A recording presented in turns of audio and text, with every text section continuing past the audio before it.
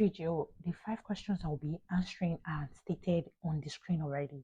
So let's dive into them. The first question is North Cyprus a good country? Okay, before answering that, I'm going to tell you a story. When I got to Cyprus, my cousin came to join me a year after, and then during summer we work as waitress at one restaurant close to Guinea in Bela Paris precisely. And one this particular day, she came in contact with this couple. They were from America, so they had this startup company in US that has to do with information technology, and that is what my cousin came to study. She came to do her master's in IT, and so they got talking. I mean, anytime you meet people that you guys are in the same field, there is this connection, there is this interaction. So then they got connected, and then they offered her a job. So that was how she moved from North Cyprus to America. But for me, I didn't have that grace, I didn't have that privilege. So if you were to ask me 3 years ago, is North Cyprus a good country? I would have said it's a very, very bad country. But now, I mean, now that I'm in a different position and I've had different perspective, I'll say that it's not the best country. It's not like it's not America, it's not UK. But if you ask God for direction and you yourself you have a plan that you've told God about, I'm sure that you're going to reap the good fruits. Like take my cousin for example. And I'm sure he's not only here. There are thousands of people too that were fortunate to elevate their life from Cyprus. So it's just God. It's just you knowing the God you're serving. So that's I'm going to put that, and that's I'm going to put the answer to that question. So the second one is how fast can you get a job? So when you're talking about jobs, I should inform you that the major source of revenue in North Cyprus is tourism. So the major business are going to be seeing there hotels, restaurants, beaches, and then you'll be seeing banks and grocery stores with clothing stores. These are the major source of business that are there.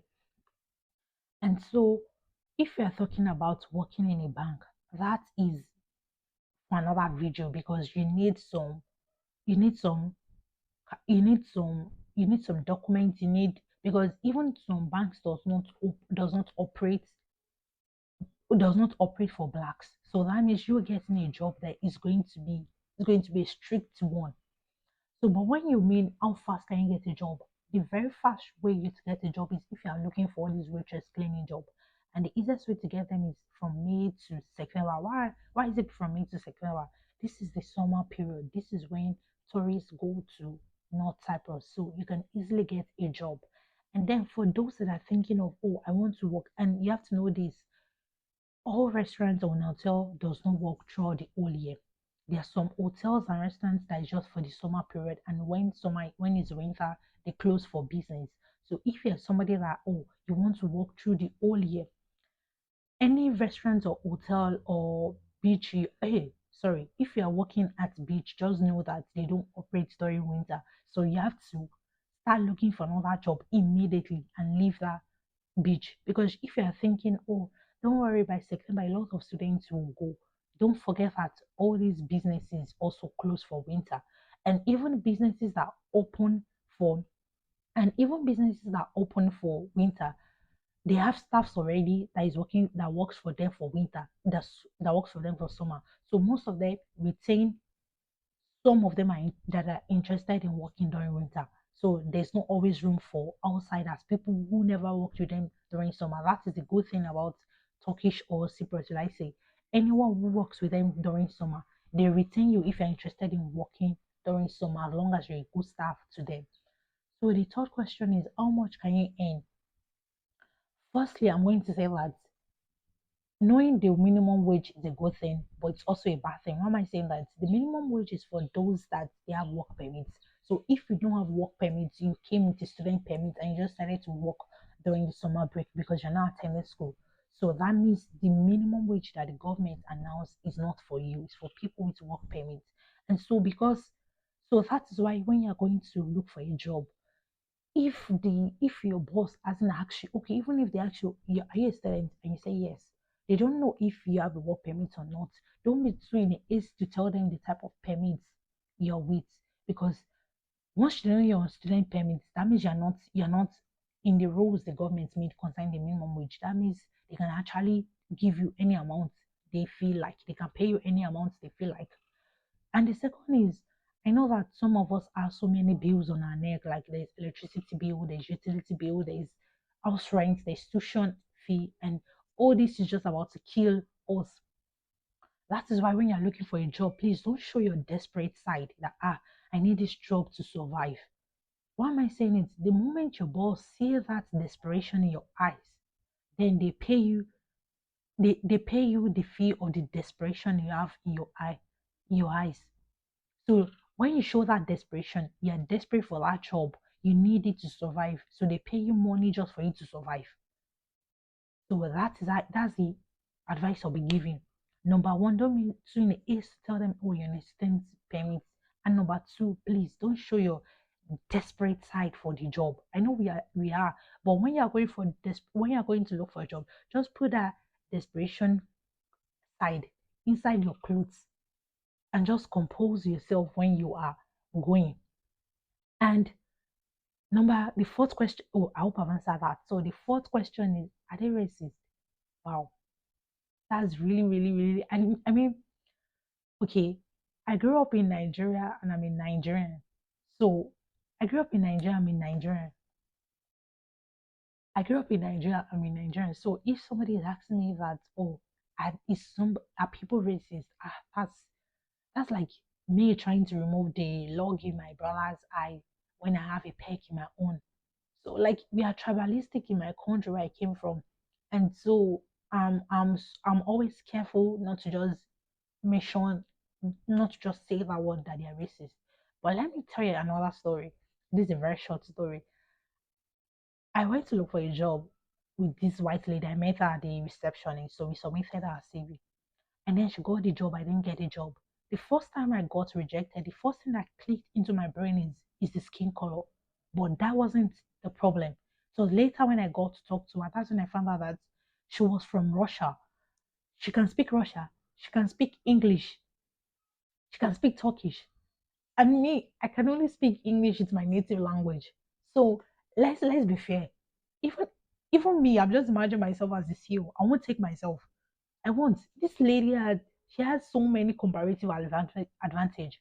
She can speak three languages I can't even speak. Okay, I can speak English, and she can speak Russia where a lot of tourists come, or where a lot of tourists comes. As in, sorry, not comes. A lot of tourists come from Russia to North Cyprus, but nobody from my country come as a tourist to North Cyprus. So I would definitely pick her. So it's in that situation, it wasn't racist, it was comparative advantage. And one other thing is, okay, I've worked at some places that they will take the Turkish or Cypriot before you. It's not the skin color that is playing, it's the citizen treatment. That is what they call first class citizen. They are citizen of that country, so it's mandatory, it's even stated by law that they are treated first before foreigners. So that is how I feel that that is what majority of people, especially blacks, go through, and then they just view it as skin color. Most times it's not skin. It's just this advantage that they have that you don't have, and we are not ready to discover what these advantages are. We just care about is the skin. That's all we see. So I won't say that they are not racist because I haven't experienced it. I'm sure I've heard of it. People saying, oh, they've experienced it. But the thing about me is, as long as I haven't experienced an act from somebody, I don't just say it that oh because I've heard. I just heard it. I didn't experience it. Okay, it might not be that they were being racist to that person. It might just be that that's the attitude of the boss. I mean, even Nigeria too, we come across boss that they don't know how to talk. But why are we not viewing it as if they are racist because they are of the same color? But if it was a white person, just feel like it's racist. So I feel that sometimes it's just we not trying to understand what the whole situation is. So that is it. I've never experienced it, so I'm not going to say they are, and I'm not going to say they are not. I mean, I've heard of it. So it's whichever one you want to believe. And so the last question is, you've heard that they pay in Turkish lira and then you pay tuition in dollar or euro and then your house rate is in pounds. That is half true. I mean, it's true, but it all depends on the job you work. You know, when I told you that, oh, they are cleaning jobs and waitress, actually, it's all in red hotel. The hotel to have different categories. I'm saying there are 1 star, 2 stars, 3 stars, 4 stars, 5 stars. So these 5 stars are merit hotels. And let me give you an example of 3 stars. That's Riverside Hotel. So Merit Hotel will be paying you different, will be paying differently from a 3 star hotel because people, as in the source of their room, their hotel rooms are quite expensive. So, and in Merit Hotel, they pay in dollars. So if you're getting like in a month, if you're getting like $500, and then your house rent, you decide to just stay in a place that is just a small place, it's not too expensive, it's not affordable, it's very affordable, sorry. There are houses in North Cyprus that you pay in TL. It all depends on the type of how big you want your room to be, what are the equipment you want them to have, what are the facility, do you want a swimming pool, all stuff like that. If you want all these luxurious room houses, for sure you're going to pay in a luxurious money. So, but if you're somebody that just feels that the time you're in Cyprus is just for a short period of time, so and then you're okay with being in a room that belongs to more than one person, you can get 2 or 3 more people to share a room together or a house together, so that the burden will be able to be split between you guys. It won't be too much on you. So it's true they pay some people till like it's not all stars. If the hotel organization you're working hotels, for example, is from third star, they will pay you in TL for sure. So and the good thing about these hotels also is that some of them offer accommodation. So if you are getting accommodation, you're saving money on house rent and then you're saving money on transportation. And then when I say something like, oh, they gives you accommodation, you should also be careful. Like there's good and the bad side. The good side is if they give you accommodation, there is 100% chance of you being able to work all through the whole year because you're working with them, you're living with them. So any job, any offer that is open first to you that you are with them, that are living close to them. What are the bad side? Bad side is you tend to work longer hours than people that they are coming from their own house. You tend to work longer. They feel that, oh, you're just close by, your house is close by, you're living with us. And then the thing is, they also have this ideology that, oh, they're providing shelter. So you're kind of paying for it also in a little bit way. And then the second bad thing about it is just that most times your minimum wage might be smaller than people that are coming from outside. So it all depends on you doing the calculation. If you calculate the transportation fee and then the your own rent, if you calculate it, if you say that, oh, it's better, you're better off staying with them or you're better off coming with them, coming from home. And then the good thing also about not living with them is that once you're not living with them and then you're coming from home, you get to see other opportunities. But once you're living with them, you hardly want to go out. You always like you just want to have the little time you have, you want to rest and then do some other valuable things for yourself. So you get to lose out of opportunities compared to people that are coming that might see, oh, there's a new store here that they need people. Okay, let me go and ask, let me drop in and ask, let me drop my CV, stuff like that. So you miss out.